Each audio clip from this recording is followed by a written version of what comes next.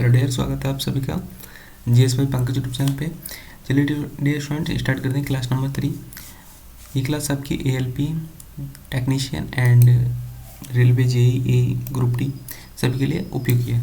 इसमें सारे question previous year के हैं जो भी अब तक की विगत प्रश्न परीक्षा में आयोजित किए गए हैं प्रीवियस ईयर के रेलवे के द्वारा। हमने जो क्वेश्चन नंबर 100 तक कंप्लीट किए थे। अब क्वेश्चन नंबर है 101। 5.6 किलोवाट इक्वल टू होता है ऑप्शन ए 20.16 इंटू 10⁶ जूल के। 1 किलोवाट घंटा बराबर 1 यूनिट बराबर 3.6 इंटू 10⁶ जूल होता है। 1 न्यूटन 1 यूनिट न्यूटन बराबर होता है option B 1 kilogram into 1 metre per second square. Railway group D में आया हुआ क्वेश्चन था। बल बराबर 53 इंटू त्वरण। 1 न्यूटन बराबर होता है option B, repeated question. 4.6 kilowatt hours बराबर होता है किलोवाट घंटा, option B 16.56 into 10⁶ joule. 2 kilowatt घंटा बराबर होता है ऑप्शन बी 7.2 इंटू 10⁶ जूल के। 4.2 kilowatt equal to option B 15.12 into 10⁶ joule के। प्रकाश वर्ष द्वारा किसे मापा जाता है? ऑप्शन बी दूरी को। प्रकाश वर्ष द्वारा दूरी को मापा जाता है। प्रकाश वर्ष वह दूरी है जो प्रकाश एक वर्ष में तय करता है। एक प्रकाश वर्ष में 9.46 इंटू 10⁻12 किलोमीटर होता है। 1 नैनोमीटर बराबर होता है ऑप्शन जो है डी 1/10⁹ m।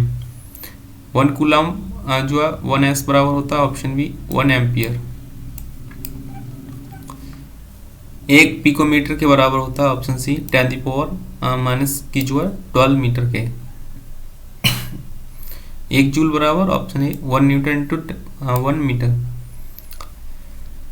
एक विशेष घर में 5 दिनों में 100 इकाइयों की खपत है। यदि ऊर्जा को जूल्स में परिवर्तित किया जाए तो यह कितना होगा? तो 5 इंटू 100, ठीक है। तो इसका सही answer option D 3.6 into 10⁸ joule में इसको डिवाइड किया जाएगा, परिवर्तित किया जाएगा। नेक्स्ट है क्वेश्चन, मापक यंत्र से निम्न में से किस उपकरण का उपयोग वायुमंडलीय दाब को मापने के लिए किया जाता है? ऑप्शन डी बैरोमीटर का। एनटीपीसी में आया हुआ था 2022 में। ओडोमीटर का यूज वाहन द्वारा चली गई दूरी मापने में होता है। थर्मोमीटर का शरीर का ताप मापने में। हाइग्रोमीटर का वायुमंडल की आर्द्रता मापने में। और बैरोमीटर का वायुमंडलीय दाब मापने में यूज होता है। हाइग्रोमीटर से क्या मापा जाता है? ऑप्शन बी आर्द्रता। वायुमंडल की आर्द्रता जो हाइग्रोमीटर से मापते हैं। वस्तु का ताप थर्मामीटर से। द्रवों का घनत्व हाइड्रोमीटर से। और ऊष्मीय विकिरण बोलोमीटर से। कौन सा यंत्र समुद्र के स्तर से ऊपर की वस्तुओं को जो देखने के लिए पनडुब्बी में प्रयोग किया जाता है? ऑप्शन सी पेरिस्कोप। पेरिस्कोप जो होता है पनडुब्बियों में उपयोग होने वाला एक ऐसा उपकरण है जिसकी सहायता से पानी में डूबे हुए व्यक्ति को पानी के ऊपर का दृश्य दिखाई पड़ता है। पायरोमीटर दूर स्थित वस्तुओं के ताप को ज्ञात करने हेतु उपयोग किया जाता है।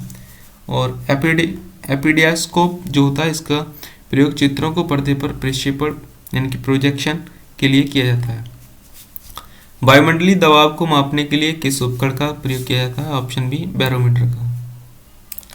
बैरोमीटर एक वायुदाब मापी यंत्र होता है जिसके द्वारा वायुमंडल में के दबाव को मापा जाता है। वायुदाब को मापने के लिए बैरोमीटर में वायु जो है पानी, हवा तथा पारा का प्रयोग किया जाता है। बैरोमीटर के आविष्कारक योहान ग्लेस्टा टॉरिस ली। निम्नलिखित में से किस उपकरण का उपयोग वायुमंडलीय दाब को मापने के लिए किया जाता है? ऑप्शन डी बैरोमीटर का। सूर्य को देखने के लिए किस यंत्र का जो है प्रयोग किया जाता है? ऑप्शन सी हेलियोस्कोप। सूर्य को देखने के लिए हेलियोस्कोप यंत्र का प्रयोग किया जाता है। टेलीस्कोप दूरदर्शी वह प्रकाशीय उपकरण है जिसका प्रयोग दूर स्थित वस्तुओं को देखने के लिए किया जाता है। अल्टीमीटर ऊंचाई मापक यंत्र है। और साथ ही साथ ऑडियोमीटर ध्वनि की तीव्रता को मापता है। विभवांतर को मापने के लिए किस उपकरण का जो है उपयोग किया जाता है? ऑप्शन डी वोल्टमीटर का। विभवांतर को मापने के लिए विभवमापी नॉट इसमें वोल्टमीटर का यूज किया जाता है। सर्किट में बिजली के प्रवाह का पता लगाने हेतु निम्नलिखित में से किस उपकरण का प्रयोग किया जाता है? ऑप्शन ए गैल्वेनोमीटर का। सर्किट में बिजली के प्रवाह का पता लगाने हेतु धारामापी उपकरण का जो प्रयोग किया जाता है। किसी परिपथ में धारा की उपस्थिति का पता लगाने के लिए प्रयोग किया जाता है, ठीक है। नेक्स्ट है एक सॉफ्ट की आवर्तन गति को निर्धारित करने के लिए डैश किसका इस्तेमाल किया जाता है? ऑप्शन बी टैकोमीटर का। सॉफ्ट की आवर्तन गति को निर्धारित करने के लिए टैकोमीटर का इस्तेमाल किया जाता है। यह एक वैज्ञानिक उपकरण है जिसका उपयोग वाहनों की घूर्णन गति मापने के लिए किया जाता है। नेक्स्ट क्वेश्चन है इसी में, विभवमापी मूलतः एक ऑप्शन है मापन उपकरण है। विभवमापी एक मापन उपकरण यंत्र है। यह न केवल विभवांतर मापने के उपयोगी है बल्कि इसकी सहायता से अज्ञात प्रतिरोध तथा विद्युत धारा भी मापी जा सकती है। इनमें से किस उपकरण से विद्युत धारा मापा जाता है? ऑप्शन बी एमीटर से। एमीटर क्या है? एमीटर जो है ऑप्शन डी उपरोक्त सभी है। एमीटर जो है परपथ में श्रेणी संयोजित किया जाता है और वैद्युतिक प्रतिरोध होना चाहिए इसका निम्न और कम विद्युत खींचता है। किसको मापने के लिए स्टेलागोमीटर का जो है प्रयोग किया जाता है? ऑप्शन बी पृष्ठ तनाव का स्टेलागोमीटर। ऑडोमीटर एक ऐसा उपकरण है जिसका उपयोग गाड़ियों में जो है डैश मापने के लिए किया जाता है। ऑप्शन बी दूरी मापने के लिए किया जाता है ऑडोमीटर का। निम्नलिखित में से कौन सा प्रवाही मापन उपकरण एक क्षेत्र मीटर है? Option C pitot tube. Venturimeter से किसी पाइप में बहते हुए द्रव की किसी भी बिंदु पर द्रव की मात्रा की दर विसर्जन मापा जाता है। नेक्स्ट है टैकोमीटर का मापन करता है। टैकोमीटर ऑप्शन डी गतिपालक चक्र की जो घूर्णनात्मक चाल का मापन करता है। टैकोमीटर का प्रयोग क्या मापता है? ऑप्शन ए चक्कर प्रति मिनट आरपीएम। नेक्स्ट है मल्टीमीटर में होता है option D volt meter, current meter और ओम मीटर। रिक्टर पैमाने में जो है बारे में निम्नलिखित में से कौन सा कथन गलत है? ऑप्शन डी कि रिक्टर पैमाने में 8 से 9 तीव्रता का अर्थ है हल्का भूकंप। ये गलत कथन है। तरल पदार्थ के घनत्व को मापने के लिए किसका प्रयोग किया जाता है? तो तरल पदार्थ के लिए जो है ऑप्शन बी हाइड्रोमीटर के द्वारा द्रवों का अपेक्षित घनत्व ज्ञात करते हैं। पानी के अंदर की वस्तुओं का पता लगाने के लिए किस यंत्र का उपयोग किया जाता है? ऑप्शन सी सोनार का। जहाजों में क्या मापने के लिए इकोलोकेशन का उपयोग किया जाता है? ऑप्शन सी पानी की गहराई। दूध के घनत्व को निर्धारित करने के लिए कौन सा उपकरण उपयोगित है? ऑप्शन हो जाएगा बी लैक्टोमीटर। ऑटोमोबाइल में यात्रा की दूरी को मापने के लिए निम्न में से किस उपकरण का उपयोग किया जाता है? सही आंसर है ऑडोमीटर का। मोटर गाड़ी का ऑडोमीटर क्या मापता है? दूरी को। इकोलोकेशन का एक प्रकार है तो यहाँ पे हो जाएगा ऑप्शन डी सोनार जो है इकोलोकेशन का एक प्रकार है। डैश वह उपकरण है जिसका उपयोग मोटर गाड़ियों में दूरी मापने के लिए किया जाता है? ऑडोमीटर का। काफ़ी बार पूछा गया आरआरबी के द्वारा। उस शब्द का चयन कीजिए जो तीसरे शब्द से उसी तरह संबंधित है जिस प्रकार दूसरा शब्द पहले शब्द से संबंधित है। अमीटर जिस प्रकार विद्युत धारा और ओम मीटर जिस प्रकार प्रतिरोध से संबंधित होगा। किसी वोल्टमीटर का उपयोग जो है मापने के लिए किया जाता है? ऑप्शन बी विभवांतर मापने के लिए किया जाता है। किसी परिपथ में विद्युत धारा का प्रवाह की दिशा को दर्शाने के लिए किस उपकरण का जो उपयोग किया जाता है? ऑप्शन ए गैल्वेनोमीटर का। हवा की गति को मापने के लिए निम्नलिखित में से किस उपकरण का जो उपयोग किया जाता है? ऑप्शन सी एनीमोमीटर का। यहाँ पे एनीमोमीटर का प्रयोग हवा की शक्ति और वेग को मापने के लिए किया जाता है। ऑप्शन डी सही आंसर है। एनीमोमीटर का उपकरण का प्रयोग वायु की गति मापने में किया जाता है। गैल्वेनोमीटर का प्रयोग किया जाता है ऑप्शन डी धारा की दिशा का पता लगाने के लिए। निम्नलिखित में से कौन झूठ का पता लगाती है? Polygraph machine. वाहन का गति जानने में जो है होता है इसमें स्पीडोमीटर का यूज किया जाता है। लाइट डिटेक्टर उपकरण को के रूप में भी जाना जाता है पॉलीग्राफ के रूप में।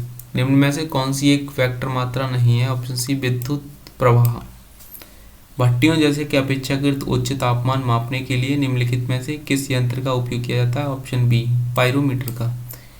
एक वेक्टर राशि में परिमाण और दिशा दोनों होते हैं जबकि अदिश राशि में केवल परिमाण होता है और दिशा नहीं होती। निम्नलिखित में से अदिश राशि कौन सी है? ऑप्शन ए दाव। सबसे उचित विकल्प चुने। संवेग में जो है ऑप्शन सी परिमाण और दिशा दोनों होते हैं। निम्नलिखित में से कौन सी अदिश राशि है? ऑप्शन सी द्रव्यमान। सदिश वेक्टर राशि का उदाहरण क्या है? ऑप्शन सी वेग। कार्य का केवल परिमाण है दिशा नहीं। एक सदिश राशि में परिमाण और दिशा दोनों होते हैं, जबकि अदिश राशि में केवल परिमाण होता है और दिशा नहीं होती। निम्न में से कौन सा एक सदिश राशि है? ऑप्शन सी विस्थापन। निम्नलिखित में से किस में केवल परिमाण होता है, दिशा नहीं होती? ऑप्शन सी कार्य में। निम्नलिखित में से कौन सी एक वेक्टर मात्रा है? ऑप्शन डी वेग। इनमें से कौन सी राशि सदिश नहीं है? ऑप्शन ए शक्ति। सदिश राशियां वे राशियां जिनका केवल परिमाण होता है, दिशा नहीं होती, अदिश राशियां कहलाती हैं। तो वे राशियां जिनमें केवल परिमाण होता है, दिशा नहीं होती, अदिश राशियां कहलाती हैं। द्रव्यमान, दूरी, समय, चाल, दाव, कार्य, शक्ति, ताप, आयतन, विभव आदि जो है अदिश राशियां हैं, स्केलर क्वांटिटी। निम्नलिखित में से किसी जोड़े की दिशा हमेशा एक समान होती है? ऑप्शन बी बल और त्वरण की। कुछ राशियों के भौतिक गुण को दर्शाने के लिए उनके परिमाण के साथ दिशा भी निर्दिष्ट की जाती है। इस प्रकार की भौतिक राशि को ऑप्शन ए सदिश कहा जाता है। निम्न में से किस में दिशा और परिमाण दोनों होता है? ऑप्शन सी संवेग में। निम्न में से जो है बल अदिश राशि नहीं है। कार्य में जो है ऑप्शन ए कोई दिशा नहीं होती, केवल परिमाण होता है। निम्न में से कौन अधिक काम कर सकता है? ऑप्शन बी बंदूक की एक चलती हुई गोली अधिक काम कर सकती है। 20 न्यूटन का एक बल एक वस्तु को 2 मीटर विस्थापित कर देता है और 20 जूल कार्य करता है। बल और विस्थापन के बीच का कोण होगा 60 डिग्री। इसका जो सॉल्यूशन यहाँ पे दिया गया है। एक पोर्टर जमीन से 12 किलोग्राम सामान उठाता है और उसे जमीन से 1.5 मीटर ऊपर अपने सिर पर रखता है। सामान पर उसके द्वारा किए गए कार्य की गणना करें। Option C 180 joule. 12 into 10 into 1.5 equal to 180 joule. यदि एक हवाई जहाज 4000 मीटर की दूरी तय करता है और किया गया कार्य तो जहाँ पे 20,000 जूल है, तो लागू किया गया बल ज्ञात कीजिए। ऑप्शन ए 5 न्यूटन का। 0 से 0 कट जाएंगे और 4 से इंटू 5 पर 20। ठीक है। जमीन के ऊपर एक बिंदु पर किसी वस्तु की गुरुत्वीय स्थितिज ऊर्जा को डैश में किए गए कार्य के रूप में परिभाषित किया जाता है। सही आंसर होगा इसका जो है ऑप्शन जो है ए, इसे गुरुत्वाकर्षण के विपरीत जमीन से उस बिंदु पर उठाने में। नेक्स्ट है 4.0 किलोग्राम द्रव्यमान की एक वस्तु क्षैतिज दिशा में 5.0 मीटर प्रति सेकंड की गति से बढ़ रही है। इसकी गति 10 मीटर प्रति सेकंड तक बढ़ाने के लिए इस पर किया गया कार्य कितना होगा? ऑप्शन है 150 जूल का। 1 किलोग्राम की एक वस्तु को 10 मीटर की जो ऊंचाई तक उठाया जाता है, गुरुत्व बल द्वारा किया गया कार्य होगा। Option D -98 joule. नेक्स्ट है 0.1 किलोग्राम वजन की एक गेंद को स्थिर स्थिति से गिराया जाता है। जब यह 2 मीटर की दूरी से गिरती है तो गुरुत्वाकर्षण के बल से लगने वाला कार्य कितना होगा? जी बराबर 9.8 मीटर प्रति वर्ग सेकंड है। ऑप्शन ए 1.96 जूल के। एक कुली जमीन से 20 किलोग्राम का सामान उठाता है और उसे जमीन से 2 मीटर ऊपर अपने सिर पर रखता है। सामान पर उसके द्वारा किए गए काम की गणना करें। ऑप्शन सी 400 जूल। सॉल्यूशन यहाँ पे है। एक वस्तु पर बल लगने के बावजूद भी किया गया कार्य शून्य होगा यदि उसका विस्थापन शून्य हो। जब कोई वस्तु बल की दिशा में 1 मीटर की दूरी पर 1 न्यूटन बल की द्वारा चलती है तो किए गए कार्य की मात्रा कितनी होगी? 1 जूल। 10 किलोग्राम वजन वाले सूटकेस को उठाकर एक प्लेटफॉर्म पर खड़े यात्री द्वारा किया गया कार्य होगा 0 जूल। एक लड़का 120 न्यूटन भार के एक बक्से को 2 मीटर की ऊंचाई तक उठाता है, उसके द्वारा किया गया कार्य कितना है? 440 जूल। 120 इंटू 2 बराबर 440 जूल।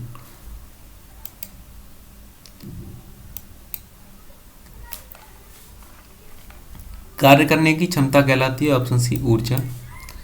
यदि किया गया कार्य शून्य है तो बल और विस्थापन के बीच का कोण होगा 90 डिग्री। यदि कुली 100 मीटर की दूरी तक 500 न्यूटन का जो भार उठाता है उसके द्वारा किया गया कार्य होगा 0। यदि कार्य का मान धनात्मक हो तो किस निकाय पर कार्य हो रहा है? ऑप्शन डी उसकी ऊर्जा में वृद्धि होगी। निम्न में से किस मामले में कोई कार्य नहीं होता? ऑप्शन बी एक गधा अपनी पीठ पर वजन लेकर चल रहा है। निम्नलिखित में से किसमें कोई कार्य नहीं किया जाता है? ऑप्शन ए, कपिल अपने कंधे पर 10 किलोग्राम भार लेकर खड़ा है। बल द्वारा किया गया कार्य धनात्मक होता है जब विस्थापन बल की दिशा में होता है। 20 न्यूटन का बल किसी वस्तु पर कार्य कर रहा है, वस्तु बल की दिशा में 4 मीटर के माध्यम से विस्थापित है, तो किया गया कार्य जो है ऑप्शन डी 80 जूल होगा। एक मजदूर भूमि से 15 किलोग्राम का सामान लेता है और उसे भूमि से 1.0 मीटर ऊपर अपने सिर पर रखता है। उसके द्वारा सामान पर किए गए काम की गणना करें। जी बराबर 10 मीटर पर सेकंड स्क्वायर है, ऑप्शन बी 150 जूल। कार्य शून्य होने की स्थिति में विस्थापन और लगाए जाने वाले बल के बीच का कोण होगा 90 डिग्री का। तो इस प्रकार हमने जो है यहाँ पे क्वेश्चन किए 190 क्वेश्चन जो है कार्य होता है यदि ऊर्जा है। तो इस प्रकार 190 क्वेश्चन यहाँ पे कंप्लीट हुए। बाकी नेक्स्ट लेक्चर में करते हैं। आप लोग चैनल को सब्सक्राइब कीजिए एंड वीडियो को शेयर जरूर कीजिए। Thank you all of you.